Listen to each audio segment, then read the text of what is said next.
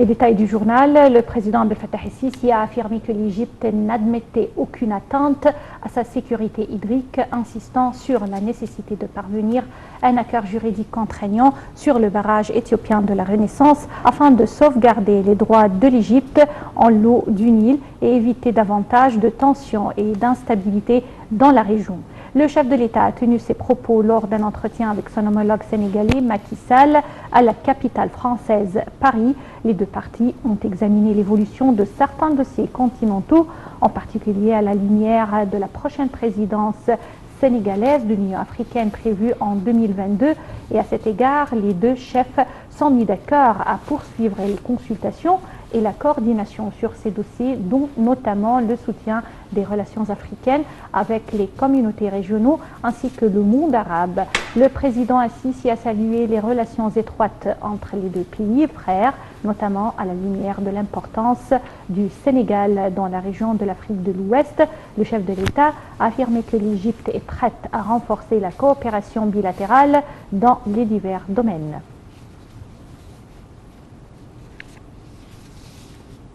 Et toujours à Paris, où le président Abdel Fattah el-Sisi s'est entretenu ce matin avec le ministre français de l'économie et du financement Bruno Le Maire. Lors de l'entretien, le chef de l'État a apprécié les efforts du ministère français de l'économie et du financement à renforcer les relations économiques et commerciales entre les deux pays. Le président el-Sisi a passé en revue les avantages des investissements liés aux affaires à développer en Égypte, outre les opportunités des investissements devant le secteur des affaires françaises aux projets nationaux égyptiens, notamment au secteur de la santé, du transport, de l'énergie et des stations d'eau.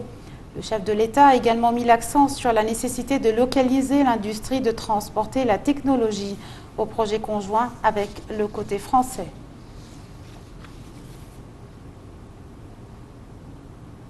Les bombardements israéliens ont fait de nouvelles victimes et les violences se sont ravivées hier en Cisjordanie, à Jérusalem, lors d'une journée de la colère.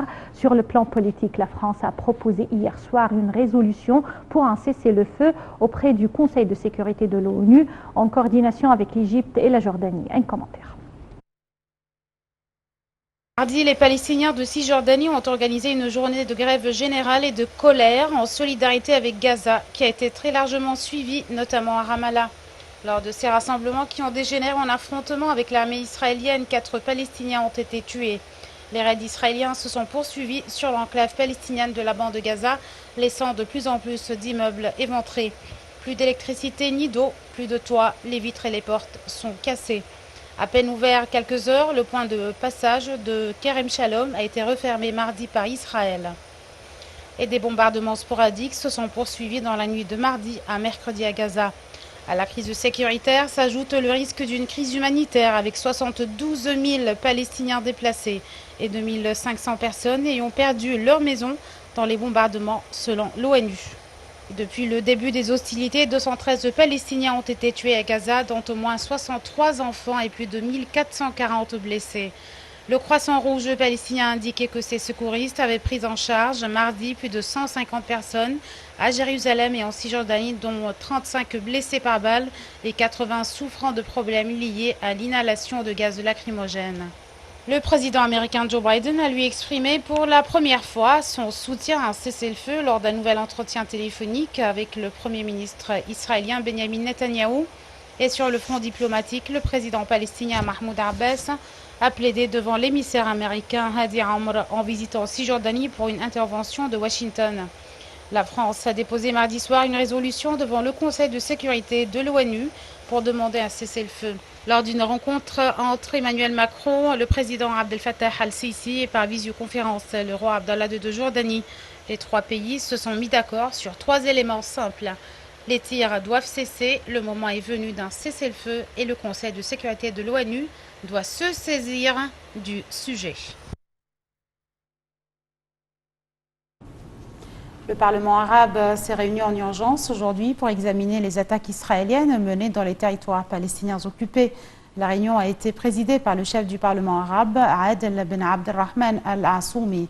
De son côté, le secrétaire général de la Ligue arabe, Ahmad Aboul-Ghait, a exhorté à mettre la pression sur les Israéliens et le mouvement palestinien Hamas pour arrêter les violences. Et lors de son allocution prononcée par visioconférence, le président palestinien Mahmoud Abbas a déclaré que les attaques de l'occupation israélienne contre Gaza sont considérées comme un acte terroriste organisé et des crimes de guerre, tout en assurant que Jérusalem-Est est la capitale éternelle de la Palestine. Sarah Al-Maghrabi.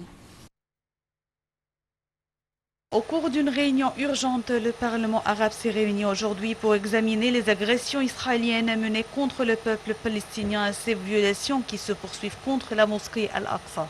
La réunion a été présidée par le chef du Parlement arabe, Adel Ben Abdelrahman Al-Assoumi. Il a appelé de former un comité pour ouvrir une enquête sur les violations commises contre les Palestiniens, affirmant que la cause palestinienne est la première cause du monde arabe. Cette occupation doit prendre fin. Nous avons besoin de l'indépendance de Gaza avec Jérusalem-Est comme capitale où nous pouvons vivre dans la dignité et la liberté, a-t-il souligné. De son côté, le secrétaire général de la Ligue arabe, Ahmed Aboulgheid, a affirmé que le conflit entre Israël et le Hamas pousse toute la région dans la mauvaise direction, exhortant à mettre la pression sur toutes les parties pour arrêter les violences. Nous devons tous travailler ensemble pour encourager toutes les parties à s'engager sérieusement, tout d'abord pour la désescalade, la fin des violences, et après à s'engager dans de sérieux pourparlers de paix vers un règlement final du conflit qui doit comprendre un État palestinien avec Jérusalem-Est comme capitale, a-t-il estimé.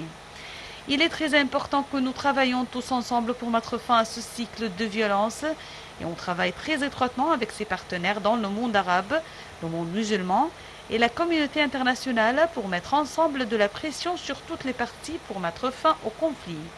Et lors de son allocution prononcée via visioconférence, le président palestinien Mahmoud Abbas a déclaré que les attaques de l'occupation israélienne contre Gaza est considéré comme un acte terroriste organisé et des crimes de guerre tout en assurant que Jérusalem-Est, la capitale éternelle de la Palestine. Le Conseil des ministres, présidé par le Premier ministre Dr Mostafa Madbouli, a apprécié l'initiative du président Abdel Fattah el-Sisi d'attribuer 500 millions de dollars en faveur de la reconstruction de la bande de Gaza. Le Conseil des ministres a également salué la participation des entreprises égyptiennes spécialisées à cette initiative qui reflète clairement la position de la direction politique soutenant la cause palestinienne. Dr Madbouli a affirmé que le gouvernement soutient et apprécie les décisions et les procédures prises par le président al-Sisi pour soutenir le peuple palestinien à Gaza. Il a souligné que les ministères ont commencé à mettre en œuvre l'initiative du chef de l'État.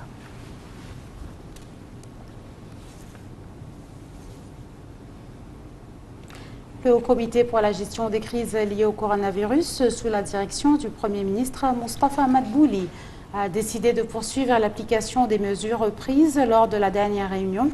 Et c'est jusqu'à fin mai, selon la décision du Haut Comité. Les magasins et les restaurants seront fermés à 21h, alors que les plages, les parcs et les jardins publics seront ouverts samedi prochain, mais en adoptant les mesures de prévention nécessaires pour enrayer la propagation du nouveau coronavirus dans les divers gouvernorats de la République.